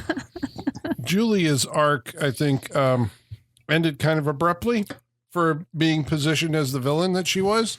Abruptly, yet hilariously. Yeah. I loved it. What, a big suction vacuum happens in one of the tunnels, and in a three-way tug between Tiffany and Don't Kirsty. ever say three-way tug again, but yes, you are correct. You are correct. That is what's happening. And so they've got her by the hands. Pulls her skin clean off, and it's full-on rubber skin suit. And it's wonderful. You are right. It is kind of like, okay, that's where she ends up. I'm like, all right. Yeah. But it is cool. And this is a full-body degloving in like one whole piece. Like, it's real cool. Yeah. And then you see her. It just flops on the ground. Right. And it looks like, if you look back at it, I know most things with vacant eyes and plasticky look a little like Michael Myers. This will look like Michael Myers there at the end, just laying on the floor. But I like that the skin hand is still holding the pointy thingy. Yeah. I don't know what it is. There should be a name No for that one calls thing. this anything, right? Like, no. This is a different version of the lament configuration. It's we the gotta box figure out transformed, what that, but it's what that geometric shape is. Yeah. But yeah, she gets sucked into the light. And so then Channard becomes the main bad guy of the movie. And this puts you at a kind of a weird thing, because you're like, well, the Cenobites, Pinhead is the guy, right? He's the top dog. He's the hell priest. Yeah. So that brings them into conflict. I guess before that happens, hell closes somehow, because if you solve the box the other way, it closes the portal. Yeah. And so they return to the hospital, but then all of a sudden dark clouds form and Channard shows up and like kills all of his patients. There's slaughterhouse. Tentacles everywhere. Like he's got tentacles coming out of his hand. He's got a tentacle that comes out of his hand that has a finger come out of the tentacle that goes, come here. And it's just like, gross. On Google, they just call it a diamond shape. Yeah, that's not fun. It's a marquee diamond. Yeah. That's the shape. It's a marquee diamond. So that's the shape of pure evil. Okay. Sure. Yep. We'll go with that. Yep. And so Kirsty, who the Cenobites do keep on like, come on, Kirsty, you don't have a box, but you keep calling us. You say you're not calling us, but come on, you really want but we keep this. crossing paths, so it seems like we're destined to be. Like, come this, on. you're just in. She's like, no, for God's sakes, what the hell? Like, I just want my dad, and I want to get out of here. And then Channard shows up, and we're like, okay, here's gonna be the big moment, the showdown between Pinhead and Channard. Yeah. Because, I think the problem with it, right? The problem with Pinhead is that Kirsty does have one final trick up her sleeve. She's got that picture of the officer, Doug Bradley, from the First World War. Right, because he's always claimed they've been forever. They are forever. They've always been here. But she's like, no, this is you. Yep. You used to be human. All of you used to be human. And that seed of doubt somehow makes Leviathan go, okay, I don't want them anymore. Yes. I got a new acolyte now. Yes. That I can use, the Chenard monster. And so he kills all of the Cenobites. And The Chenard monster. But was this like anticlimactic or a letdown that Pinhead, Yes. the big monster of Hellraiser, is like gets his throat cut, or he gets blasted first Yeah. and turned back into a human, Yep. and then gets his throat slashed and he's dead. Yes, Yep, especially I did not because like it. yeah, I agree. Especially because they share Doug Bradley and Ashley Lawrence. They share a look that I don't know what it means if he dies immediately after it. You know what I mean? He's happy to be human again. Is that it? She has freed him from the evil of. Okay. I Right? guess. You think so? That's how it is. Like he's like, oh, thank you for returning my humanity to me, and then it's Ooh, like, you're taking a lot out of that one look between them. I mean, don't I know what don't else it means. necessarily disagree, but I have nothing else to put in there. Yeah. But yeah, they share a look like she did him a favor. I don't know. It's like, or I'll stay here and distract him while you try and get away. Like, I don't know what's going on in this part, Yeah. which is like you They- said, they it's just did- like it doesn't work for that Doesn't character work. at And this point. They didn't give us enough to draw any conclusions. Yeah, like you can. I'm all for ambiguity, but you got to give us like a little nudge some way. Like, what do Yeah. you want? What are you trying to tell us here at this point? Yeah. What's the motive here? What Yeah. do you? Yeah. Don't think it's too clear. So it's kind of like you are taking your big bad and putting him down, and you're just like, okay, well, what really for? It felt cheap. Yeah, but maybe but Like, this is also Pinhead we are- deserves better. right. Yes. But we are Justice for Pinhead. That's very true. But we are also looking at an 1989, 88. 88 film in 2026. So maybe that wasn't like, how big was Pinhead? I know he was big, but how was he? Like, he's a cultural thing now. Yeah. He wasn't necessarily that in 1989. You So his recognize demise. that poster. I mean, I remember it was. I mean, like look that, at the DVD cover. that It's literally image. only him. Right, but when Yeah. did they create this? Yeah. You know? Yeah. But also that was the poster back in the day. And, but and like I remember being a kid, and in like '89, I would have been 4. But I remember yeah, being, big fan. But I remember being like in grade school, and I knew who Pinhead was. Right, You right. know, like it was. And you're I going was to kill him in the second movie. I guess at that point there wasn't. To me, he was more terrifying. Like I didn't think Michael Myers or Jason were very scary, but I thought he was scary. He is more of an obviously scary Yeah, thing. he was yes. scary to me. Yeah. And this movie, I guess, then like undermines all that. Like, Yeah, A, it does. he's a Yeah, it human seems like it guy. does. B, you turn back to a human guy. It's like, oh, thank you for freeing my soul. Dead. Yeah, Yeah. we're not looking for the character arc of Pinhead, I don't think. No, that's not the point of the movie. Yeah, I it's guess, not. But It's at the not same what we time, want. No, that's not what I want. Yeah, I mean, they build him up so much. I like that. Yeah. that they. yeah. That give him intro big is intro great. and That's what we he's- want. What I wanted from this scene is he's, they're about to kill Kirsty or whatever, but then stupid Dr. Leviathan comes in. I want Pinhead to be like, all right, Kirsty, you can go. This is my jam right here. And him like destroy him. Right. That's what I want. Or at least, Yeah. or at least give it his fucking all effort as Pinhead to destroy him. Yeah. Even then, if he gets taken down, at least he like gave it his all at that point. I still want him to win. I mean, I do Yeah, too. It was like he didn't even put up a fight. No, really. Yeah, nothing. I didn't like it at all. It really is a whimpering way for our big Yeah. bad to go out. Yeah, Yeah. This is where he's like, okay, Kirsty, you can go now. Like, Yeah, yeah. This is my fight. that would've like been that's good. what I want. Yes, And for him to kick his ass. yes. That's what I want. ultimately, yes, Yes. That would have been better. Well, they do ultimately defeat Chenard by bringing Tiffany into, I think, the big MC Escher hell, and she solves This the takes diamond. forever. This takes a really This long takes time. forever. Like we're in the climax of the movie, and everyone's standing there looking at fucking shit in their hands. I'm just like, move a little faster, folks. Yeah. Well, there was like a whole thing where like Christy's been sidelined. She got like Yeah, the yeah. shit slapped out of her or something, and She got one hit to the head. The shit Yeah. slapped out of her. man, Chenard Yes. is like gonna attack Tiffany, and then all of a sudden Julia shows back up, and so I guess maybe that's how you get like Julia back in the movie. It's like, okay, Julia's back. Oh no! But she looks all bloody, and you're like, I'm suspicious of this because it's actually Kirsty wearing Julia's skin suit. I liked it, I know that was good, and but we are sidelining big bads left and right in this movie. It seems. Yeah. Yeah, didn't she like, or Chenard ends up like shooting his tentacles into the ground and gets stuck, and the big phallic thing Yeah. that's controlling his head is pulling one way, and it rips his entire This head makes off. no real sense. Yeah, I don't think. Get it? It feels like just an incidental way to get rid of your Yeah. big bad. Not Right. really. Cool. I mean, it's gross. Sure, cool, gross, and everything, Rip but his face But off. wouldn't it have been better if Pinhead had done it? Right, exactly. Yeah. yeah, Give it- like he's stuck in the ground, and then Pinhead's like, "Ha ha!" and Yeah. then pulls him Yeah. apart and Pulls everything. his head off. Yeah, that would have been Awesome. And Yeah. takes his place Yeah. as the high priest of hell good. again. Yeah, he's Like, I like Yes. the idea of like the conflict in hell. Sure. Of Yeah, the yeah. hierarchy. Right. That they're not. Yeah. Yeah. Not all the Cenobites are on the same side. Right. I like that. Yeah. But you got to like return Pinhead to the top by To the his end of the movie, glory. and it doesn't. Do Yes, that. you want him at the top Yes. at the end of your movie. Yeah. Yes. And then speaking of the end of the movie, who the fuck is the mustache guy in the pillar? Okay, so he is the peddler from the first movie, the "What's Your Pleasure, Sir?" who sells Okay. the box to Frank at the beginning, and then turns into a demon and flies off with it at the end. You looking to buy something, stranger? Yeah, is he's that All right, guy. yeah, okay. Okay. Yeah, so he makes Okay. a return. I wouldn't know in in a pillar that appears. Though I did pillar. like the Oh pillar my with the God. tiny skeleton going, ah! Yeah, I don't. Some scenes in Clive Barker stuff, I don't even know where you start to explain. Like, No, we yeah. can't explain this. No, pillar because you have to like look at it in detail and be like, what the fuck is There's this? so much and happening. this?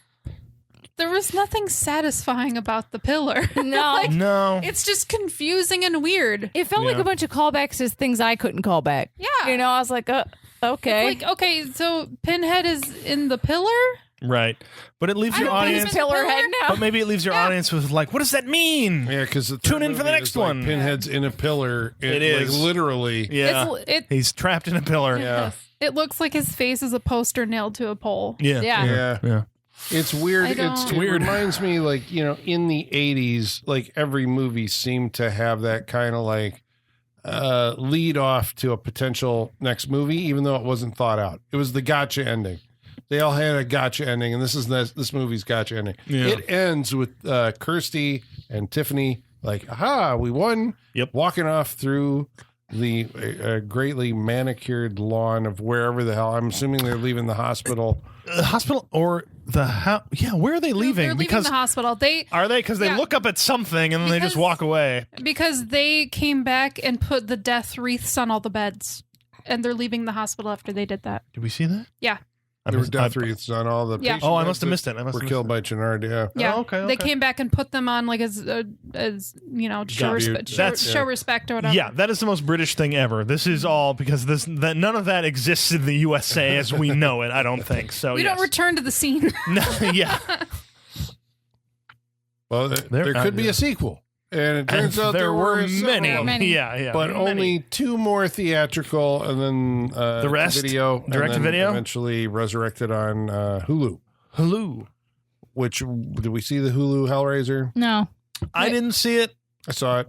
I wouldn't. I'd watch it. I wouldn't. It was I would okay, watch it but now. Again, without that, Hellraiser to me through Clive Barker is like that sexual obsession. Yeah, it was And none that's of that in there. missing. Yeah, they don't you don't go anywhere. People don't near like that sex these days. nowadays. Yeah, especially not this kind of Mm-hmm. like weirdo. Like, Yeah. Yeah. All right. I want to give it a shot just because I like the idea of like. Yeah, Because but it's like girl Pinhead and for arbitrary reasons. But I'm not opposed to that. That's not. No, that's I'm not not- a reason this for is me the to thing. not watch it. I know, but it is just kind of like, but why? But there wasn't. But I think for the Because series, why? You got to do something new, right? If you're You how many do. Hellraisers? We've been to space. We've been to video game worlds. We've had we got to different try And something. Pinheads they before. recast Pinhead in one of the other. Doug Bradley didn't do it. For some yeah, reason. because it was a rights thing, Dimension back in the day. I'm sure they're like make Yeah. this movie, otherwise you lose the rights, and so Yeah. they've made those. And movies. if you do Hellraiser, you got to have Pinhead. you do. So how do you make it. him new? Make him a Yeah. girl. Yep. Yep. Which I'm good with. Like Yeah. that, I want to. I do She want to was watch that one. okay. The you know, I mean, yeah, the Pinhead in it shows up a lot more than the Pinhead in Yeah. these movies. Yeah, Um, but there are some just bad dog shit sequels too. Yeah, we've in watched this those. At series. least one of them. Yeah. At least one of them. But I'm also like the Doug Bradley recasting ones where they just made it to keep the rights. Like I don't think I saw any of those. I didn't see them either, but I'm saw just Inferno but and like because they have that direct to video quality that always makes me like feel horrible for some Yeah, reason. they I'm just just- like I don't. Ugh. Well, they always feel like somebody submitted a script for a horror movie. And then changed it to And, Hellraiser? yeah, somebody at Dimension. That's literally what Hellworld was. Yeah. I think that's all. That's what the of them. Weinsteins I think they just did back in the day. we can make this into a Hellraiser movie. Yeah. Some of these titles are terrible too. Hellraiser Deader. Yeah, that one was bad. That's Yeah, a there's like title. Deader, Hellseeker. Deader was one of Yeah, them? Fuck. Deader. Yeah, Judgment. Hellraiser Judgment. Was Is that one of them? 2018. Yeah. I think that's the recast. Jesus. Yeah. They're Hellraiser judging everyone and everyone. Hellseeker. Ugh. Yeah. Yeah. Ugh. So how many? So whatever you saw as the subtitle for all the Hellraisers are basically all the direct-to-video subtitles because they use Bloodlines. 11. and they- yeah. There's 11 Hellraiser 11. movies. Are there- Bloodline was the theatrical movie. That was the fourth one. I saw that Yeah. in the theater, There are 11 of these movies? Yes. Holy 11. shit. Yeah. And more, I'm sure, to come. Probably. All right. Well, thank you for sticking with us this long. Yeah. For your number one pick in Listener Request Month, we really appreciate it.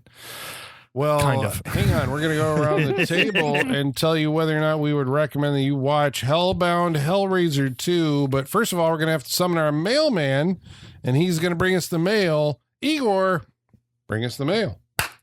Masters, the mail. I've got the mail. So many letters. Our followers are rising. Why, thank you, Igor. Igor had to find his iPad. He yeah. brings a briefcase with an iPad Yeah. in it now. It's He had no to- longer he a had to remember mailbag. the combination to open the briefcase. It's like He's gone all high tech. I thought it was 666 is what I Oh, assumed that's the a good code one. was. Yeah. But then he forgot it has to be 4, so he's like, six. six. Well, let's Or let 7. The, That's- good folks at home know how they can participate on this interactive portion of our show. You can email us. And You we can. will, You can or talk message to us. We'll read it on the air. We'll talk to you. by following along on Facebook, Facebook.com/SilentFreakShow. on X, At Sat Freak Show. by email, SaturnFreakShow@yahoo.com. and on Instagram at Saturday Night Freak Show.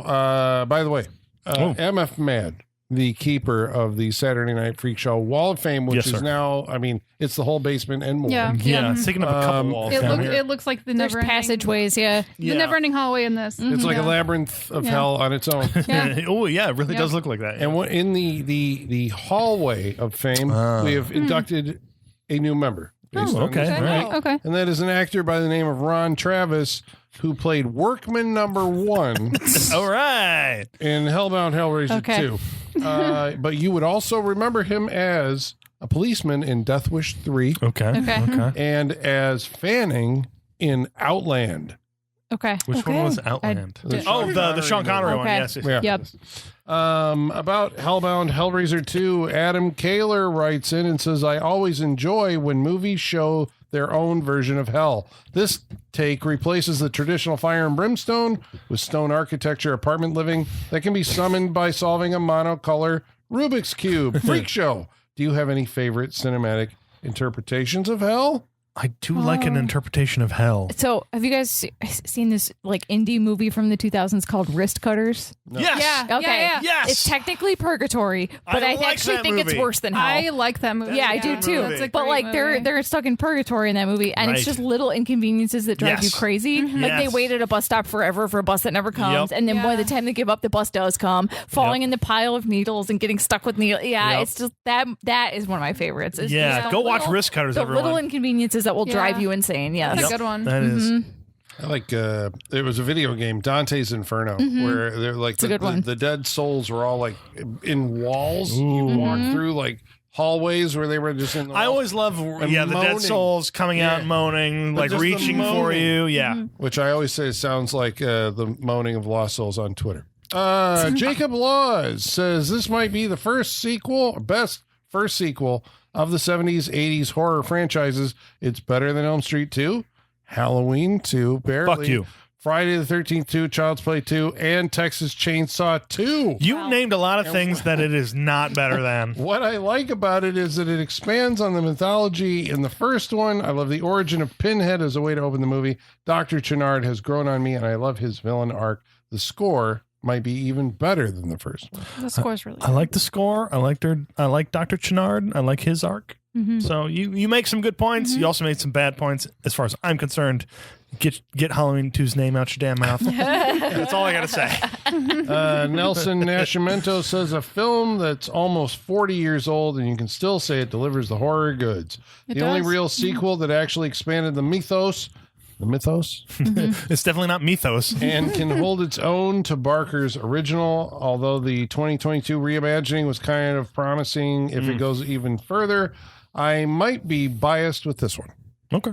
So I looked up that 2022 one, and based on the director, I want to see it. Who's the It's director? David Bruckner, who did Bruckner. The Ritual and That Night House, Holly. Oh, yeah. Yeah, and he's done like every VHS. Yeah. He's a segment. Like Okay, every I want to VHS. watch that. The Okay. Ritual. I want to watch that one. Yeah. Ooh, that stuck with me, Yeah. that movie. The Ritual. Oh, Yeah. yeah. Ritual's for good. sure. I love. Yeah, we That's like the great. Ritual. That Netflix Yeah, great movie. That's a good movie, one. Yep. That was Yeah. good. Yeah. And I liked The Night House I like too. the Night House too. Yeah. That was Who's in good. the Who's in the Night Rebecca House? Ferguson. Yes. and, Yeah. Okay. Yeah. Yeah, he's good. that. I like. All right, I'm convinced to watch Yeah. the new one. Simon Carter says, I have a question. Okay. What the fuck's going on in this movie? I swear I've seen it at least 3 times and I'm none the wiser. Listen to Yeah, our last I'm with hour you. of podcast. I'm with you. It was really confusing. Michael Whitaker says, I'm certainly not a completist when it comes to the Hellraiser franchise. Yep. To the best of my knowledge, though this is the last one before the rest of it kind of goes downhill. I wonder if one of the regrets Pinhead has, if any, is not being able to wear a sweater ever again. Oh, that's it. Where's that like webcomic of him pulling a freshly knitted sweater over his Carhartt head hoodie and over his just head. like shreds? I want a behind the scenes photo of Doug Bradley full Hellraiser makeup and everything, but he got cold on set, so they gave him a sweater. Okay, I'll so bet it exists out there. I've met Doug Bradley a few times, and Okay. every time I've met him, he's been wearing a cardigan. There you So go. he just goes over. Yeah. He doesn't go over. Exactly. Yeah. That's what I want. I was gonna say Pinhead would wear a cardigan. Yeah, he would. Put Yeah. the makeup back on again for a convention in Chicago. Right, not he too did. long Yep. ago, right? Yeah. Yeah. Richard Krotzer says, great choice, voters. The Hellraiser franchise has the coolest concept with the worst execution as far as There you those go. The original one, this one, and the 2022 flicks are fantastic, in my opinion, with the rest coming in at meh or worse or downright terrible. Speaking of the OG, I can still hear Travis's impression of Pinhead's voice in my head. By the way, if Igor were turned into a Cenobite, what would be his defining characteristic? He would shoot liquids at you. Yeah, yeah. That's the only way I can I describe mean, he it. has tentacles, so. He does, and he does ooze. Would the but I mailbag be like built into his back? Oh yeah. Oh, yeah. He'd shoot For letters sure. he would out of shoot them? letters out. Yeah. But they'd be like razor letters, right. you know. They were like razor blades. Yeah, at the end. yeah. Yes, that is what he would do. Yeah, I like so it. like his mailbag, he's like, here's the mailbag. So he would be like a mailman Cenobite. Yeah. Yeah. Yes. Yeah, he There would. we go. I like Yeah. it. Travis Legler says, I really do like this movie. I'm not sure if I like it more than the original, but I think I might. I love watching Doug Bradley as Pinhead, just with Robert Englund as Freddy. You can't recast Doug as Pinhead, try as they may.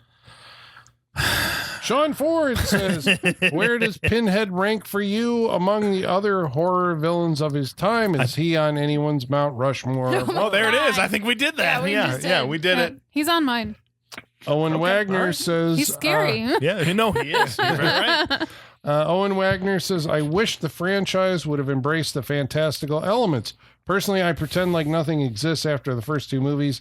Anyway, I love you guys and have been listening for years. Whenever I am having a bad day, I re-listen to your Halloween Kills and Halloween Ends episode. Aw, Oh, all our right. All right. rage-filled All episodes. right. I was going to say, first of all, I love you the most because if you keep listening to the Halloween Kills episode and you still listen to Yeah, us, we are angry. I really appreciate Yeah. it because Both of those were pretty. we were very angry. I yelled a lot, and I apologize for that, even though my feelings are still the same for that movie. Who wrote this?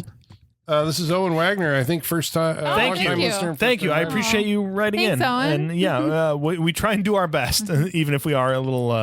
I agree with him. over the I top. also pretend that the Hellraiser stops with 2 movies. That's fair. The boy with the Jason tattoo says, I'm so mixed about this franchise. Number 2 is my least favorite out of the first 4 movies. Oh. If I do a ranking, it would be 4, 3, 1, and 2. 4, 3, that is 1. a hot All right. take. Wow. Wow. Right Okay. there. All right. I like it. I though. like a hot take. Yeah, we though. love a hot take. Hell on Earth, Hellraiser, and then Hellbound, Right. Hellraiser 2. What's great is that if you like this series, maybe way more so than Halloween, you're going to get a lot of variety. You're gonna get Pinhead in a lot of different situations. You're like, because as a person who loves sequels, I'm just like, what can we do with this property? And Hellraiser explores Yeah, it. there's a lot So I of- understand that. Let's get weird with that. Get weird. Yeah. Shit. Comic book series that I remember, like I really liked because it was explorations of the Hellraiser mythology. But I think only one of the stories of like this anthology like ever had Pinhead in it. Like it was just people getting trapped in their own hell. You know, they'd either solve a box or something happen and they get screwed. Last week we watched the second most voted for movie of the month, and it was When Evil Lurks. When, not where. When Evil Lurks. James Boyce says, I thought it was grim, gross, and unique in its execution, even though the story is very depressing and the inconsistencies show themselves even upon a first watch. True. I thought it was perfectly fun. Then again, I love Possession. Fun. Fun. Like, he oh, said this he is loved Possession, Oh, so this is the man okay. who heard me saying the vibes are good for that movie and agreed. Yes. So I'm with you, sir. I'm with you. I found a picture of me and Doug Bradley from 2014 where he's wearing a cardigan and an old Crow Medicine shirt. Yes. I love it. He looks very Yeah. casual. Very nice. Very casual. In this We must photo, post yes. that for the show. Yeah, exactly. It's a good Well, one. thank you, each of you, for writing in. Yes. We really Yes. appreciate Yes, it. we appreciate it. Thank you very much. And now we're going to go around the table, tell you what we thought of Hellbound Hellraiser 2, starting with Michaela, what did you think of Hellbound Hellraiser 2? I'm not well versed in this world, which I feel like I've been saying a lot lately. Man, I got a lot of blind spots. That's all right. But You I can't liked watch it. everything, Michaela. Yeah, but I liked it. I enjoyed it. It kind of delivered on what I expected from a Hellraiser movie. It was sadomasochistic and gross and really over the top gore. I liked that it started with a previously on with the greatest hits that I knew happened. Yep. Needed that, and I enjoyed it. Like, I'll never get mad at seeing the Jesus wept scene over and over again because it's so jarring. And just never seen anything quite like it. It looks expensive. It does do like the wandering through the castle way and does that a stuff lot. does take a little too long, but it's only like a 90-minute movie. It was pretty 93 short. minutes, yeah. Yeah. I enjoyed it, and I feel like for a sequel, I would say it's like middle of the pack in that list of ones that was named in the mailbag. I don't think it's the best, but it's definitely not the worst. Like, we have seen much worse. I feel like it kind of hits all the greatest hits that you would want of a Hellraiser movie. And so if you haven't seen it, you're in for a treat because it's gross, so gross. Like I said, I feel like I need a shower after this. It's just, bleh. Everything's so wet and slick, you know? But has Clive Barker ever directed a music video or production done a music video? Because, man, he would make some cool music Ooh, videos. yeah. Sounds Like, like I he was- should have had a side career doing that. Yeah, I just like, because the flip side of that is Samuel Bayer, the guy who did music videos, did the And the Nightmare on Elm Street remake, and it was terrible. Yeah. So let's get the reverse of that. Let's get someone who's good at movies making music videos. But just thinking about like the way like the hell with the morgue drawers and stuff like that felt like a music video. Oh yeah, just them going in and out. Yeah. And those like all the candles everywhere. Yeah, exactly. I need him to do one. And I would also love, if we're going to keep this property and we're going to just do whatever with it to keep it going, I would love the Cenobites versus the Djinn from Wishmaster, because I feel like they're a level playing field. Because like the inside of the Jewel is kind of like its own hell where he lives. Remember, it was like the wind tunnels. Yeah. Right, and they could play off each other Yeah. so well. I That'd know. be a good one. I know, Shit. right? Because they both have the same kind of speaking pattern too, Yes, so it would be yeah. great. Give me a Wishmaster versus Right, I like it, I Cenobites. like I would love it. Yeah, I'm going to recommend it because I thought it was good and delivered everything I would expect from a Hellraiser sequel. But I also don't know very much about these movies in general, so if you're a diehard person, you might think my opinion doesn't mean anything, which is fine. But I enjoyed it. I had fun with it. Colin, what'd you think? I am a fan of the original Hellraiser, and this is one of those like rare sequels of that time. And I'm thinking maybe like Halloween 2, Jaws 2, Friday the 13th Part 2. They kind of, it feels like the same people made them. Yeah, Even though we've got a different director, there's a different sensibility at work. They're trying to carry over as much stuff inspired by Clive Barker, but they do feel, if you see Hellraiser and you watch Hellraiser 2, it feels like it takes place in the same universe. Yep.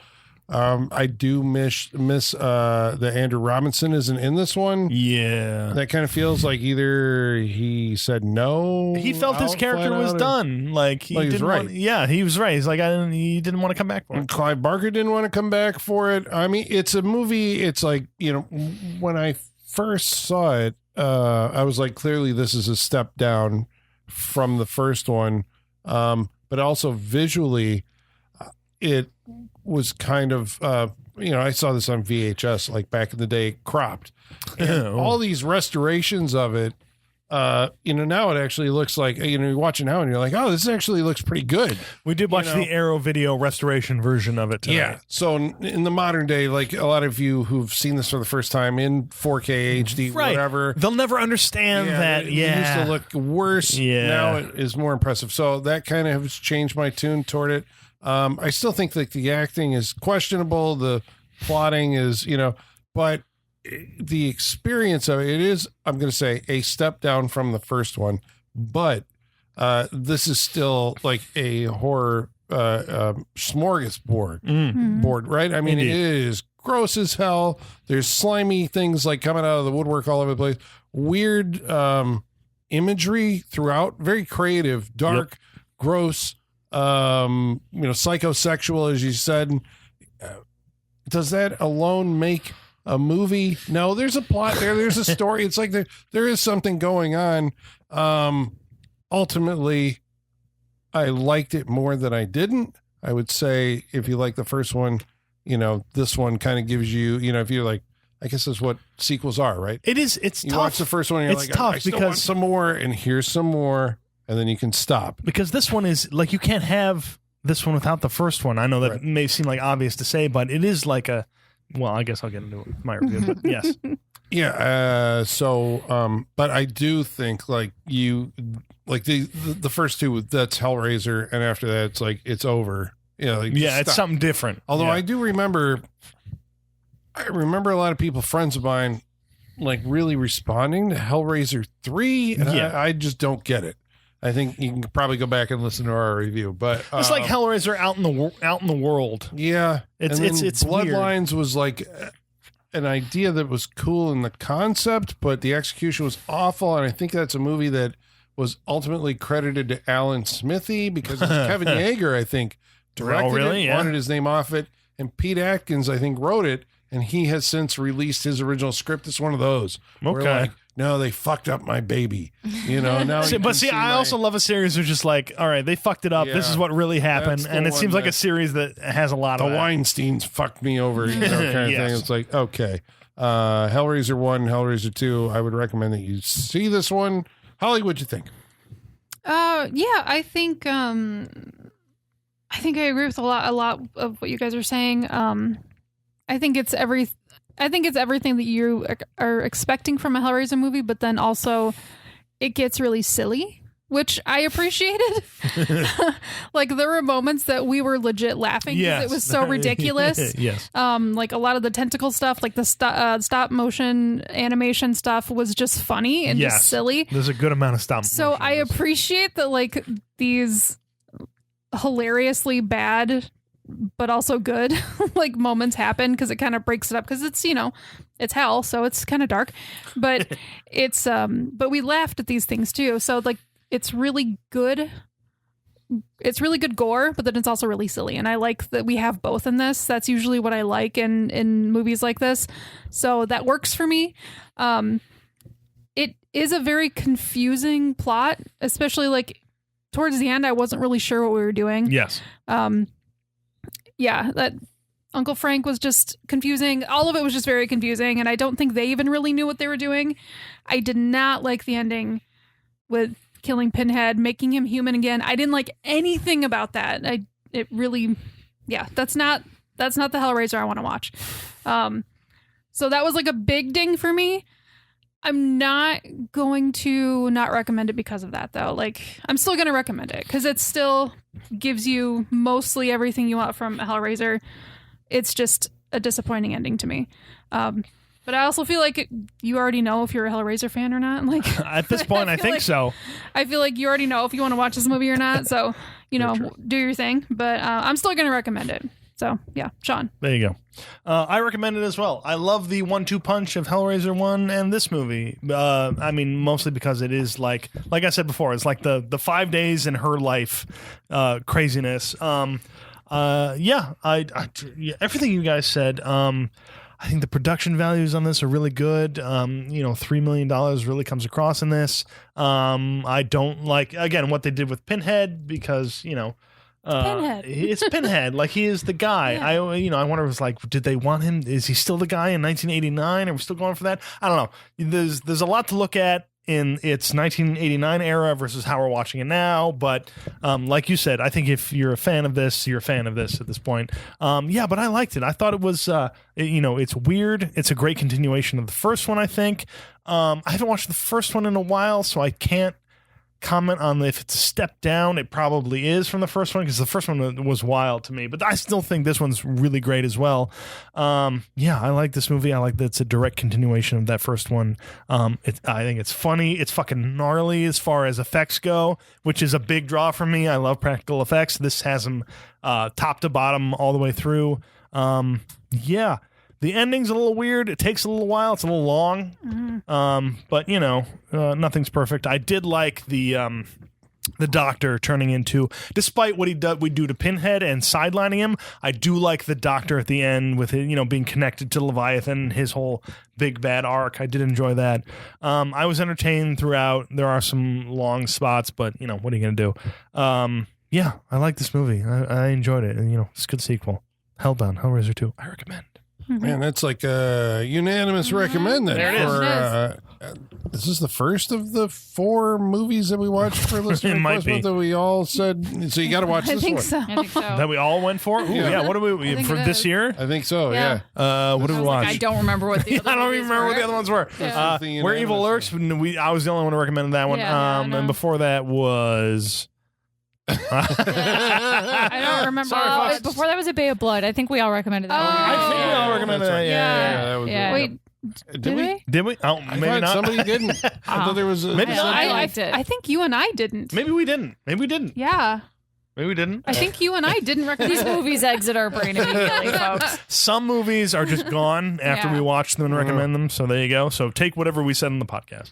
Well, that means that we're going back to our regularly scheduled programming. Yes. We're doing our own choices. Again. Thank you for everything you gave us for this Yes, month. thank We you. always appreciate it, and we always love to hear what you want us to watch because I love that. We love hearing from you. Yes, we love hearing from you. We want to know what you want to do. So thank you. The vault is closing on listener Yeah, request month now. Igor's Yeah, back in the spinning Disney wheel and vault. closing It's it. gone. We'll never be seen again until next year. And that means we're launching into 2026 with a movie that's chosen by. Holly, what are we going to watch for the first our pick of 2026? Yeah. Heavy load? Yeah. I need a palate cleanser. Ooh, all right. And for me, a palate cleanser Captain is Ron. not quite. Okay, all right. Just wanted to For check. me, it's a 90s psychological thriller. Ooh.